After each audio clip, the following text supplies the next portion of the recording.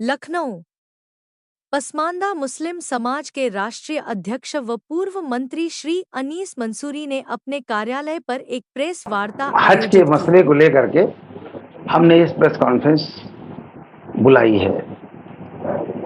जैसा कि पिछले 5 सालों से हज पे जाने वाले सफ़र में हमारे ज़ायरीन हैं, हाजी हजरात हैं, जिस तरीके से उनको तमाम दुश्वारियों का सामना करना पड़ता है 5 सालों से, धीरे धीरे करके वो परेशानी कम ना हो करके वो ज़्यादा होती जा रही है। 2024 के हज में तो पूरी पराकाष्ठा हो गई। सरकार की, मंत्रालय की बदइंतजामी और उनकी लापरवाही के चलते 2024 का हज का सफ़र सबसे दुश्वारियों भरा था। और आज जब हम लोग इसको पहले से सरकार को चेता रहे हैं कि 2024 की तरह 2025 का हज का सफ़र ना हो, इसके लिए सरकार तो पिछले बार जो गलती हो रही है 2-3 बार से, वो उसकी पुनरावृत्ति न हो। सरकार उस पर गंभीरतापूर्वक विचार करके अच्छे अधिकारियों को उसमें लगा दिया जाए और जो पिछली गलतियां हुई उसकी जांच करके उस पर कार्रवाई भी होनी चाहिए। लेकिन सरकार ने अभी तक कोई काम नहीं किया। पिछली बार तमाम बदइंतजामी की वजह से कुछ जिम्मेदारी सऊदी सरकार ने भी लिया, वहाँ की हुकूमत ने लिया, और लेने के बाद ये कहा कि हम हाजियों को कंपनसेशन के रूप में हम उनको कुछ धनराशि देंगे। उन्होंने 68 करोड़ रुपए भारत के हज मंत्रालय को वापस किया, हज कमेटी ऑफ इंडिया को दिया कि ये पैसे इंडिया के जो तमाम गरीब गुरबा जाने वाले लोग थे, जो पसमानदा तबके के लोग थे, उनको कंपनसेशन के रूप में दिया जा रहा है। लेकिन सरकार ने उस पैसे का अभी तक कोई हिसाब किताब जनता तक नहीं, न किसी को वापस किया है, ना अभी तक उस पर कोई विचार किया है।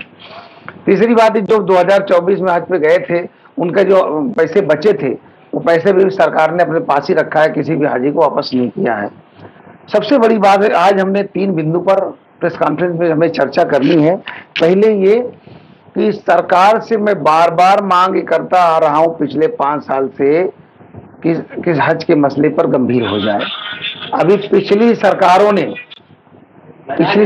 में जिस तरीके से हज के मसले पर हमेशा 65 से 70 हजार लोग आवेदन करते थे, 30,000 लोगों का कोटा होता था, तो 60 डबल लोग आवेदन करते थे और उसमें भी बड़ी मारी मारा रहती थी। लेकिन आज 23 तारीख उसकी लास्ट डेट है, लेकिन अभी तक 10,000 भी फॉर्म नहीं भर पाए हैं, और जिन लोगों ने फॉर्म भरा है वो वापस भी ले रहे हैं। ऐसा क्या है? इस पे हमने ये पाया, लोगों से पूछा कि वो कौन लोग हैं जो हज का आवेदन करके वापस ले रहे हैं अपना फॉर्म, वो कौन लोग हैं। तो पता ये चला कि सरकार की जो इस बार की पॉलिसी है, इस पॉलिसी में सरकार ने ये कहा है कि अब हज पे जाने वाले लेडीज और जेंट्स अलग अलग ठहरेंगे, अलग अलग होटलों में, अलग अलग भवनों में ठहरेंगे। तो हमारे देश के अंदर 90% लोग हज पे जो जाते हैं वो उम्र के आखिरी पड़ाव में होते हैं, उम्र दराज होते हैं, और ऐसे में उनको तमाम बीमारियां भी रहती हैं और बहुत लोग बीमार भी रहते हैं, उनको दवाइयों की जरूरत पड़ती है। ऐसे में पूरे परिवार के साथ जाते हैं तो हज का सफर भी उनका पूरा हो जाता है और एक दूसरे की देखरेख भी कर लेते हैं, सपोर्ट काफी कंफर्टेबल महसूस करते हैं। लेकिन सरकार ने ये कह करके एक बखेड़ा खड़ा कर दिया। अब जो लोग अपने परिवार के साथ जाना चाहते थे, उनको लगे कि हमारी अहलिया कहीं होगी, हम कहीं होंगे, बच्चे कहीं होंगे, इसलिए उन लोगों ने अपना आवेदन वापस कर लिया। सरकार से मेरी मांग ये है कि पिछली तरह जो पॉलिसी, हज की पॉलिसी थी एक साथ रुकने की, वो पॉलिसी को वापस लिया जाए और उसी पॉलिसी पर काम करना चाहिए। दूसरी बात यह है कि जो हज के नाम पर सरकार जिस तरीके से 200 रुपए पिछली सरकारें फॉर्म का लेती थी, उसके बाद 65-70 हजार लोग फॉर्म भरते थे। आज सरकार ने फॉर्म फ्री कर दिया कि लोग खुश हो जाएंगे कि फ्री फॉर्म भर रहा है, फ्री फॉर्म भर रहा है। उसके साथ साथ सरकार ने 1800 रुपए प्रोसेसिंग फीस भी लगा दिया है। पिछली सरकारों ने कभी ये फीस नहीं लिया था। 200 रुपए में फॉर्म भरे जाते थे और ये सरकार ने बेवकूफ बनाने के लिए फॉर्म फ्री किया, लोग खुश हो जाए, और 1800 रुपए प्रोसेसिंग चार्ज इकट्ठा किया जा रहा है। इसलिए हम मांग करते हैं कि पुरानी व्यवस्था ही लागू रहनी चाहिए और प्रोसेसिंग फीस हाजियों से ना लिया जाए।